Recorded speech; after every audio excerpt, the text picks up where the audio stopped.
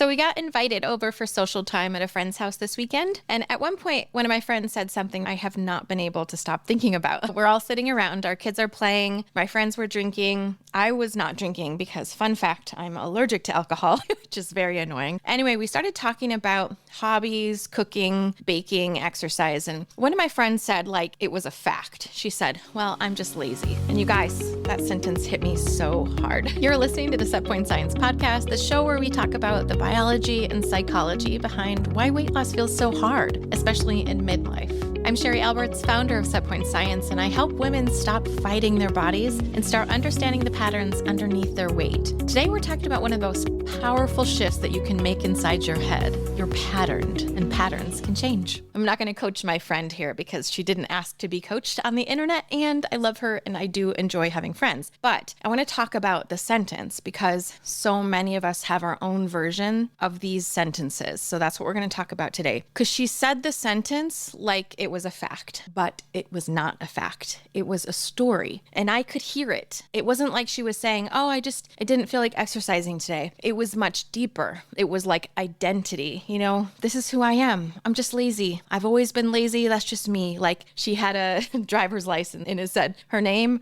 her address, and lazy. When I heard her say this, I thought, oh, okay, that's not a fact. That's just a story. And then maybe your word isn't lazy. Maybe your word is undisciplined. Maybe it's overweight. Maybe it's obese. Maybe it's addicted. Maybe it's broken. Maybe it's I can't lose weight. Maybe it's my body doesn't work. My metabolism is broken. I take these medications and so I can't lose weight, or I have a slow metabolism, or I'm in menopause, so this is harder. It's harder for me to lose weight now. Stuff like that. The labels, these sentences, these identity things that we use about ourselves, these are not facts. They are practiced stories. And those stories create emotional states that then drive our patterns. So if we want different patterns, different habits with food, we have to work upstream from the behavior. We can't work just on the behavior. We have to work upstream. This is what I call the regulation loop. And I'm going to make it really simple because I don't want this to feel like a psychology class or something, but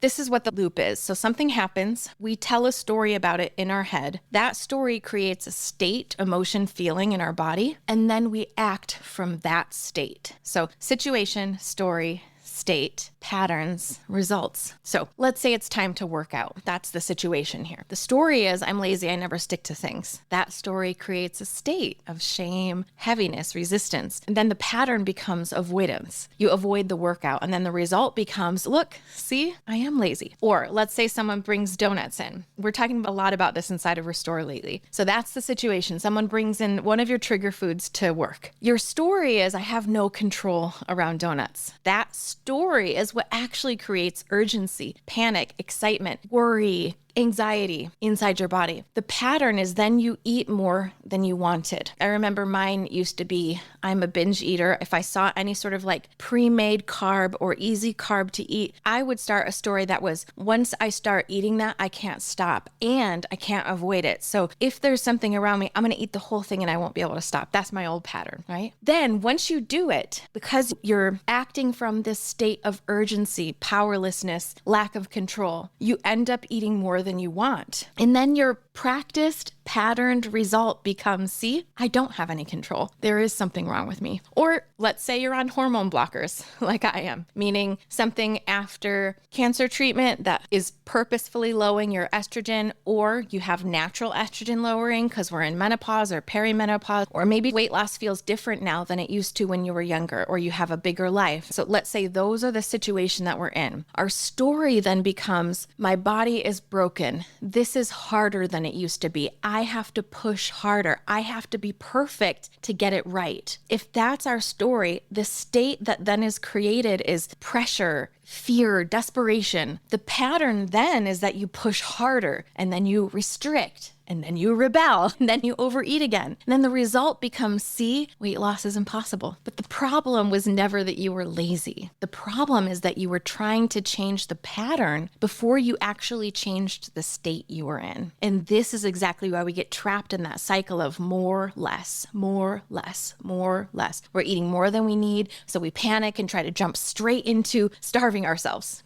cleansing, fasting, whatever you want to call it. But remember, we've talked about this before. What we're missing is the middle ground. We never learned enough. Enough is not just a food amount. Enough is a state. Enough land, it's calm. It's neutral. It's not urgent, not rebellious, not white-knuckling, not scheming or avoiding, not trying to be perfect. Enough land is where all that calms down. You can look at food and it's just food. It's not a moral test. Can I get this right? Was I good today? It's not a personality test. Is there something wrong with me? It's not a dopamine issue or emergency like, oh, my brain is just messed up. It's just food. Diets try to drag you into that less restriction thing before your body has ever learned how to be chill about food, which is what I mean when I say enough land, right? Enough land is where everything's cool. We're good. We don't need too much. We don't need too little. Anytime we're around food, it just feels like, why would we overeat it? We want to learn that skill first of how to become that person who's chill about food. If we haven't learned enough land when food is charged for us, when any of these kryptonite foods, I call them, when they're charged, you actually need discipline to be able to stay away from them. When food is neutral, you need almost no discipline. Eventually, the food that you're looking at starts to look like a calculator. Like it's there, it exists, you can pick it up if you need to, but it's not like singing at you from across the room, right? A client used to say that the food was magnetic. It was calling out to me. To be able to get to that place where food is as boring as a calculator, it's not discipline. It's rewiring, neurological rewiring. So the cookies are no longer screaming at you from across the room. And by the way, the cookies were never screaming, right? It was your brain lighting it up. And so the bagels are not calling to you anymore. They're just an inanimate object sitting in the freezer. And I want the donut to look like a calculator. Take a look at this. This is a very old donut, but I use it for visual reference. Look at this. Still looks good, which is concerning, right?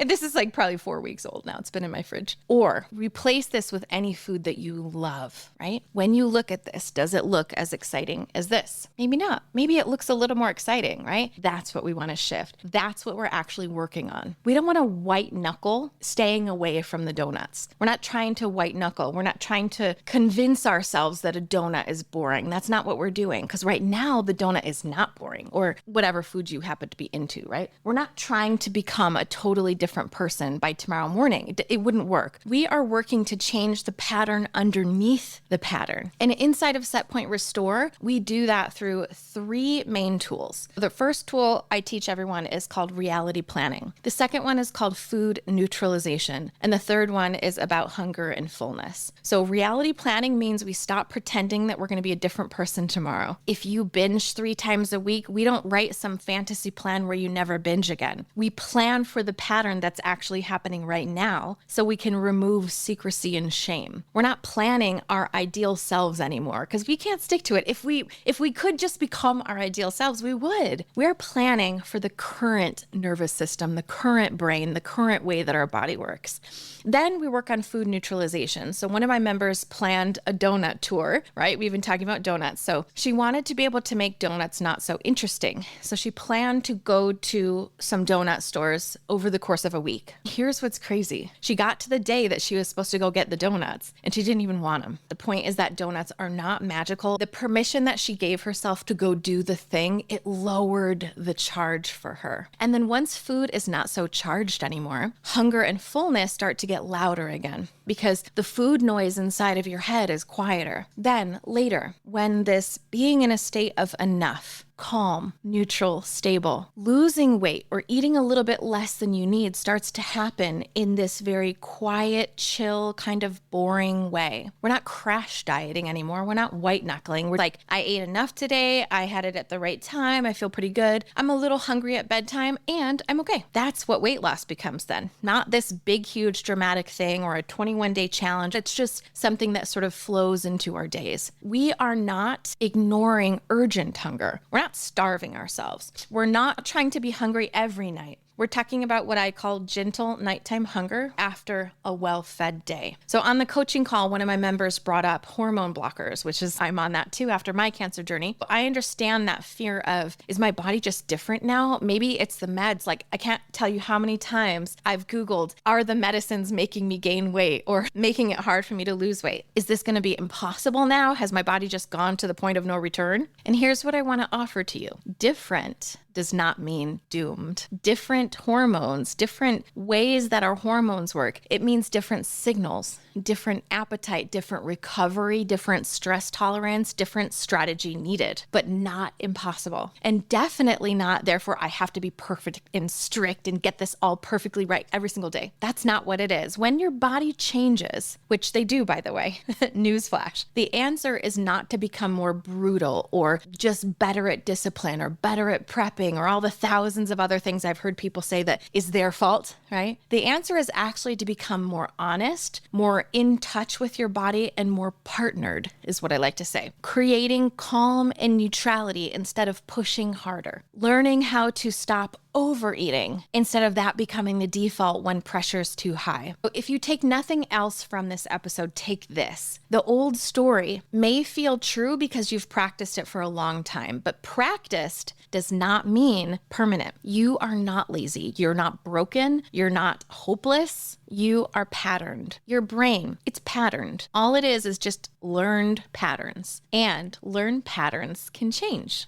There was never anything wrong with you. There was something your brain learned, and now we can teach it something else. And that is what we work on inside Set Point Restore. We are not just trying to get you to lose 10 pounds and then white knuckle the rest of your life. We're actually changing the patterns inside of your brain.